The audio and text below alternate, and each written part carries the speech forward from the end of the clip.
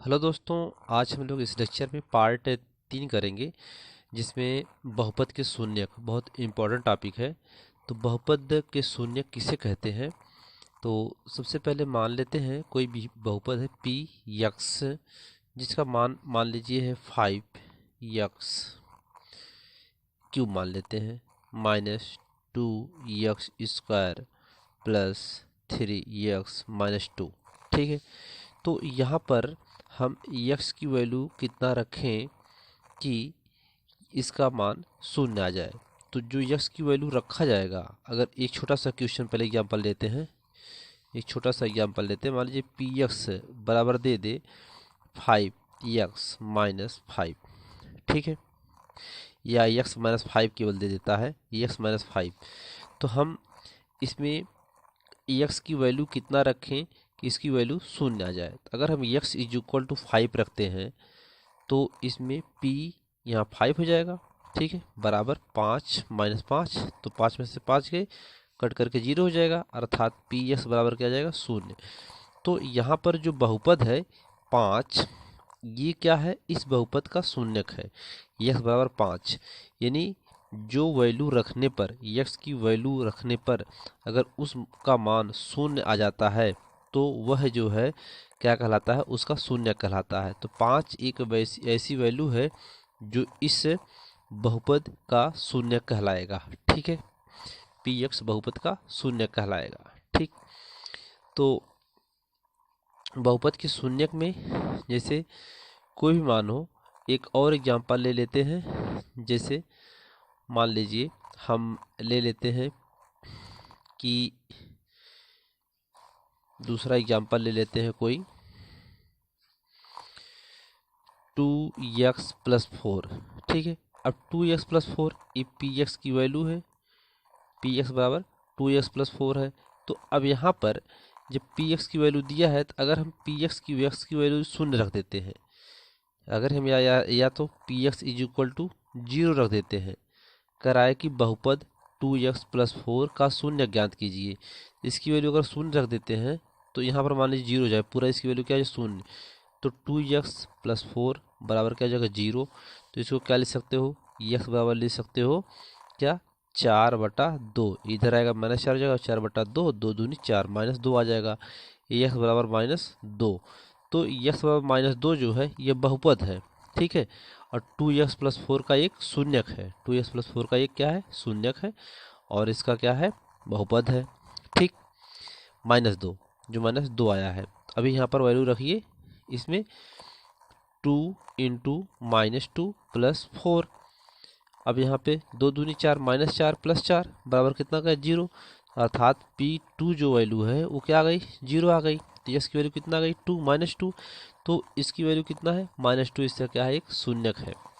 तो इसके लिए कुछ महत्वपूर्ण बातें याद रखना जरूरी है, उसे आप याद कर लीजिए, फिर एक्सरसाइज के सवाल को हम लगाते हैं। ठीक है, तो सबसे पहले शून्य बहुपद का शून्य हो सकता है। जो शून्य होता है, पॉइंट है शून्य। ठीक है, बहुपद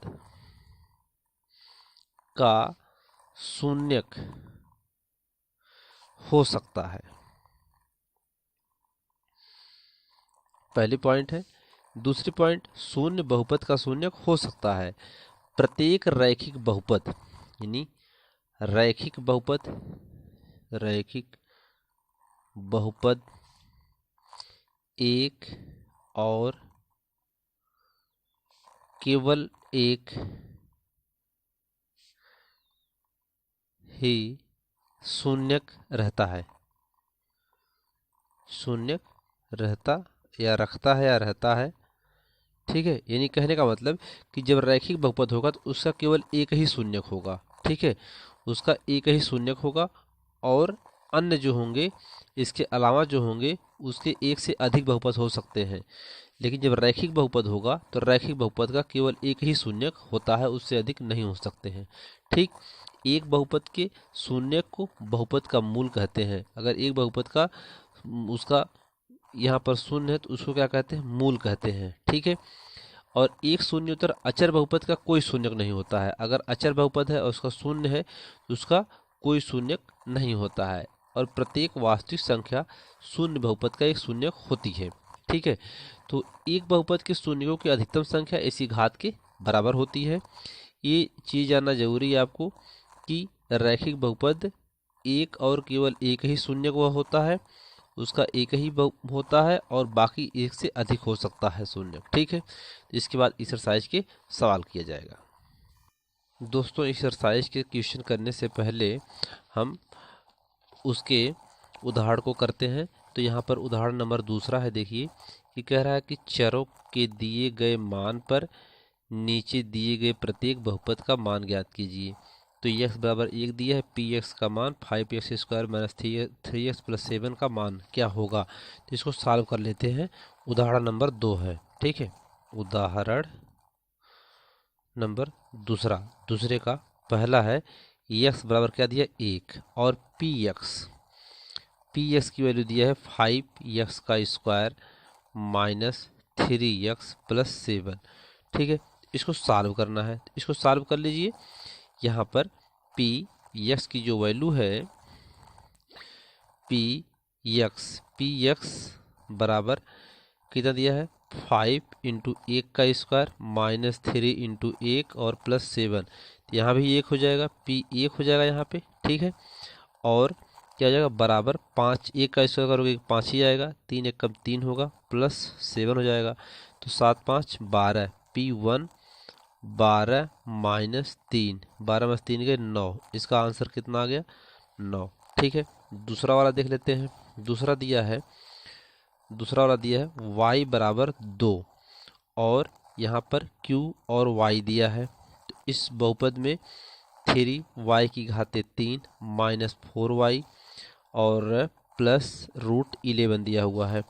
तो यहाँ पर हम y की वैल्यू 2 रखेंगे। तो q यहाँ पर 2 इज इक्वल टू 2 और 3 है, 3 और 2 की घाते 3 माइनस 4 गुणे 2 प्लस कड़ी में 11 दिया हुआ है। तो q का 2 बराबर 3 और 2 और 3 बार करेंगे तो 8 आएगा, माइनस 4 दूनी 8 प्लस कड़ी में 11, 8 तरीक 24 माइनस 8 प्लस कड़ी में 11। ठीक है, कड़ी में 11 आ गया और 24 में से 8 जाएगा तो कितना जाएगा 16। ठीक है, 16 प्लस कड़ी में 11, ये इसका आंसर आ गया Q2। ठीक है, इसका आंसर ये आ गया। तीसरा इसमें एग्जाम्पल दिया हुआ है। तीसरा एग्जाम्पल दिया है कि t बराबर a, यहाँ पर दिया है एग्जाम्पल, आप देख सकते हैं इसको। यहाँ पर दिया t बराबर a दिया हुआ है। ठीक है, तो यहाँ पर वैल्यू रख दीजिए इसमें और सॉल्व कर देते हैं डायरेक्ट इसको। तो p का जहाँ t है वहाँ पर a रख देंगे तो p a हो जाएगा बराबर में 4a का गुणे a का a की पावर 4 प्लस 5 a की पावर 3 माइनस a की पावर 2 प्लस 6। ठीक है, सबको सॉल्व कर दीजिए। ठीक है, सबको सॉल्व करेंगे तो हमें क्या मिलने वाला है, यही तो मिलेगा। p a बराबर 4a की पावर 4 प्लस 5a की power 3 minus a square plus 6। ठीक है, अब इस एग्जाम्पल में हम लोगों ने यहाँ पर ये मान कर रख लिया है। अब बहुपद x यहाँ पर हम मान लेते हैं कि जो px है, ठीक है, इस एग्जाम्पल में px अर्थात pa है और यहाँ पर pt है। ठीक है, तो इसमें आप देख सकते हैं कि इसमें अलग अलग मान रखना पड़ेगा कि इसका मान हम क्या रखें कि इसका मान शून्य आ जाए। तो यदि हम x बराबर एक वैल्यू 1 रखते हैं, ये की मान अगर a बराबर हम क्या रखें 1 रखें, तो 1 रखेंगे तो कितना आ जाएगा p1 बराबर क्या हो जाएगा, p1 रखेंगे तो 4 गुणे 1 का पावर 4 प्लस 5 गुणे 1 की पावर 3 माइनस 1 की पावर 2 प्लस 6 कितना आएगा 4, ये 4 ही आएगा प्लस 5 ही आएगा माइनस 1 प्लस 6, 6 5 11 4 15, 15 में से 1 जाएगा तो कितना जाएगा 14 आ जाएगा। ठीक है, यहाँ पर एक मान 14 आ गया। इसी प्रकार से अगर हम यहाँ पर 2 रखते हैं या -2 रखते हैं तो इसका शून्य कितना आता है ये देखने की बात है। बार बार इसका मान हल करके रखेंगे और देखेंगे। यह एक प्रकार का शून्य प्राप्त नहीं हो रहा है। ठीक है, तो हम अगर शून्य प्राप्त करना होगा हमें, तो हम क्या करेंगे इसमें पहले देखते हैं। यहाँ पर एक जैसे मान लीजिए पी एक्स है, पी एक्स बराबर एक्स माइनस 1 है। ठीक है, अब हम यहाँ पर एक्स की वैल्यू 1 रख लेते हैं, तो पी और 1 1 - 1 अर्थात पी 1 की वैल्यू कितना आ जाएगी 0 आ जाएगी, पी की वैल्यू क्या आ जाएगी 0 आ जाएगी यहाँ पे। तो क्योंकि P1 बराबर 0 है इसलिए हम यह कह सकते हैं कि एक क्या है बहुपद Px का एक शून्यक है। ठीक है, इस प्रकार से बहुत सारी संख्याएं ले सकते हैं और उसको सॉल्व कर सकते हैं। ठीक है, अगला उदाहरण देखते हैं। उदाहरण नंबर 2, उदाहरण नंबर 2 में दिया है, सॉरी 3 में दिया है। उदाहरण नंबर 3 है कि जांच कीजिए कि -2 और 2 बहुपद x + 2 के शून्यक है या नहीं है। तो इसमें देख लेते हैं, x + 2 है तो x + 2 में हम वैल्यू रखते हैं। एक बार -2 रखना है, एक बार क्या रखना है 2 रखना है। तो इसको ऐसे सॉल्व करना है। देखिए यहाँ पर सॉल्व करते हैं। इसमें दिया है एक x बराबर एक बार -2 रखना है और एक बराबर क्या रखना है 2 रखना है, और वैल्यू दिया है px बराबर कितना दिया है x + 2 दिया हुआ है। ठीक है, तो x + 2 दिया हुआ है, तो इसमें हम लोग p -2 रखते हैं तो क्या आ जाएगा -2 + 2 p -2 बराबर कितना आ जाएगा 0 आ जाएगा। एक तो ये आ गया 0 आ गया, और एक रखते हैं, एक वैल्यू और है जो 2 है, तो p 2 और 2 + 2, यहाँ 2 + 2 हो जाएगा, तो p 2 बराबर कितना जाएगा 4। ठीक है, 4 आ जाएगा। तो यहाँ पर -2 जो है बहुपद x + 2 का एक शून्यक है, शून्यक है। -2 जो है बहुपद x + 2 का क्या है शून्यक है, परंतु 2 जो है या 2 जो है x + 2 का शून्यक नहीं है। ठीक है, क्योंकि शून्य नहीं आ रहा है, तो यही बहुपद का शून्य कहलाता है। तो बहुपद के शून्य का मतलब कि वैल्यू रखने पर 0 आ जाए। ठीक है, 0 आ जाए तो वह संख्या जो रखने पर 0 आई है वही संख्या कहलाएगी, उस बहुपद का शून्य कहलाती है। अर्थात -2 इस बहुपद का शून्यक है, लेकिन 2 जो है इस बहुपद का शून्यक नहीं है क्योंकि 4 आ रहा है। ठीक है, तो इस प्रकार से तीसरा उदाहरण था। चौथा उदाहरण देख लेते हैं। चौथा एग्जाम्पल है, बहुपद px बराबर 2x + 1 का एक शून्य ज्ञात कीजिए। px का शून्य ज्ञात करना वैसा ही है जैसा कि समीकरण px बराबर 0 था। ठीक है, तो इसके लिए जैसे हम लोग एक समीकरण इसके पहले था, तो जैसे कह रहा है कि px बराबर क्या है 2x + 1 है। ठीक है, अब मान लेते हैं कि px की वैल्यू क्या है 0 आ गई है, px की वैल्यू क्या आ गई है 0 आ गई है, 0 आ गई है। या हम एक काम करते हैं कि x बराबर -1/2 रख देते हैं, तो यहाँ पर क्या हो जाएगा, यहाँ पर हो जाएगा p और -1/2 बराबर 2 गुणे -1/2 + 1, 2 2 कैंसिल हो जाएगा, -1 + 1। ठीक है, -1 + 1 हो गया। अब p -1/2, तो p -1/2 बराबर क्या हो जाएगा, यहाँ पर 0 हो जाएगा, यहाँ पर क्या जाएगा 0 आ जाएगा। तो p -1/2 का शून्यक अर्थात x बराबर -1/2 जो है इस बहुपद का क्या है शून्यक है। ठीक है, तो इस प्रकार से इसको हम कर सकते हैं। इस प्रकार से हमें जान सकते हैं कि px जो है बराबर ax + b है, लेकिन a ≠ 0, ये 0 के बराबर नहीं होता है क्योंकि रैखिक बहुपद है ये। ठीक है, रैखिक बहुपद है।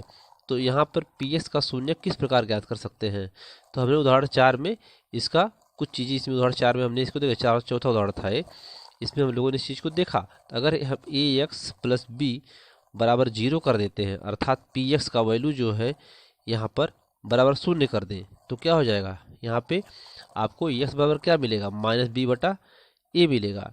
इस प्रकार से ये चीज़ें यहाँ पर मिल जाती हैं। ठीक है, तो x बराबर -b/a ही केवल px का शून्यक है। अर्थात इसका शून्यक है। तो वैसे x बराबर -1/2 ही इसका क्या है, एक शून्यक है। ठीक है, तो इस प्रकार से इसको ज्ञात कर सकते हैं। क्वेश्चन नंबर 5वां उदाहरण देखते हैं। इसका कह रहा है कि सत्यापित कीजिए कि 2 और 0 बहुपद x² - 2x के शून्यक है कि नहीं है। तो हम क्या करते हैं, अब इसमें जो है पांचवें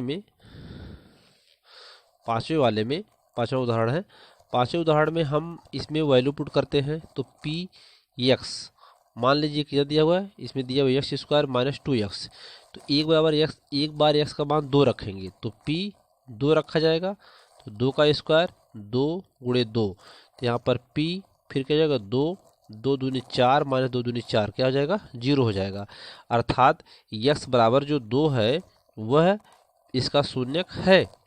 और अगला 0 दिया हुआ है तो इस 0 देख लेते हैं, p 0 हो जाएगा बराबर 0 का स्क्वायर -2 × 0।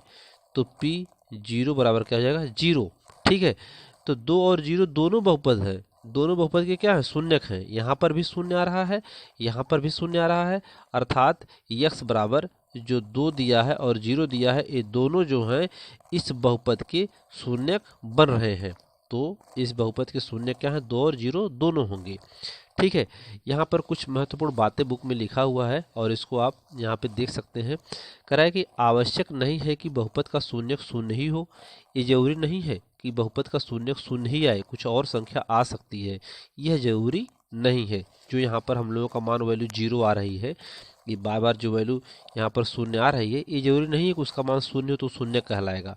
ठीक है, 0 बहुपद का एक शून्यक हो सकता है, 0 बहुपद का एक शून्यक हो सकता है, लेकिन यह आवश्यक नहीं है कि शून्य ही बहुपद का शून्यक हो। प्रत्येक रैखिक बहुपद का एक और केवल एक शून्यक होता है। अगर रैखिक बहुपद है, ठीक है, रैखिक बहुपद आपको पीछे पढ़ाया गया है, रैखिक बहुपद है तो उसका केवल एक का मतलब ये वाला एक, ठीक है, एक और केवल एक ही शून्यक होता है, इसके अलावा कोई नहीं होता है। और इसके अलावा यदि एक बहुपद के एक से अधिक शून्यक हो सकते हैं, तो अगर इसका रैखिक बहुपद नहीं है, कोई और बहुपद है, तो उसके अलावा एक से अधिक बहुपद हो सकते हैं। ये दोनों पॉइंट बहुत इंपॉर्टेंट हैं। ठीक है, तो इसको आप समझ सकते हैं। इसके बाद हम एक्सरसाइज 2.2 करेंगे। तब तक के लिए धन्यवाद। दोस्तों, इस वीडियो में गणित कक्षा 9 NCERT पर आधारित करवाया जा रहा है। और आपको यदि वीडियो अच्छा लगे तो प्लीज़ लाइक, सब्सक्राइब और शेयर करें। धन्यवाद।